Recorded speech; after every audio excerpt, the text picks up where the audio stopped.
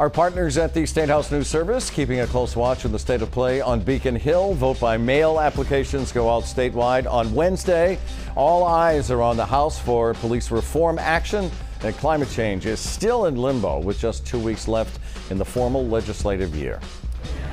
So Mayor Marty Walsh was attacked on several fronts this week. Councilor Michelle Wu, looking at a possible run against him, ran a Boston Globe op-ed piece accusing him of not doing enough to change police practices. Another group at a Zoom meeting with him criticized his record on racism. Adrian, does he need to be more proactive on this front? Well, I think it's clear he's on notice that this is going to be the issue of the 2021 campaign, meaning equity. And I think he sees he's just appointed a new chief of equity, and he's talking about it all the time now. So I think it's clear to him that he needs to do more. So you feel that he has stepped up? Yes. And Ginny, what do you think? You know, this has been a time of listening and learning, and I think that there are a lot of Black leaders in our city that are stepping forward to push for change, and maybe there's time for him to do more listening and less talking. So here we sit in the middle of July, and I'm curious, Ginny, I know you have two kids that are heading off to college, and a big part of college is athletics. Let's talk about the Ivy League. The Ivy League took the first step, and they canceled all fall sports. Ginny, let me start with you. Do the other leagues in major college activity, or college, it doesn't have to be major, in college, do they have to follow suit?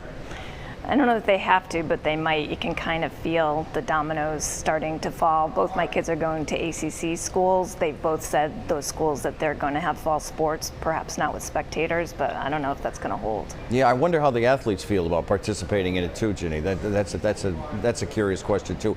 Adrian, what about this? In fact, expanded a little bit. The Big Ten has said that they'll play only within their conference. Yes. So they're even limited their travel. Yeah, and I think that's a good move, but I really don't see how college football happens in this environment. When colleges are letting only a handful of students back on campus, when the risks are clear and growing, I just don't see how fall sports happens. I think you'll see other leagues doing what the Ivy League has done. And personally, guys, would you feel comfortable? Would you feel comfortable going to Fenway Park or to Gillette Stadium to watch a game? No, I wouldn't, not yet. I wouldn't, and I go to Fenway all the time, but I wouldn't now. Yeah, even though the practices have already started up. In fact, the Red Sox are still on target to start at the end of July, which is interesting to see if that'll happen. And Major League Soccer has already started too, so some Major League sports activity has already begun. The question is, will it continue? What about indoor dining versus outdoor dining? Just raise your hand. Has anyone done outdoor dining? Yes. I have. It was a pleasure. Indoor? No. Not yet. Boy, that graphic showed it all. Huh, woo? Sure does. Guys, thank you. Folks, thank you for joining us every Sunday we're on the record.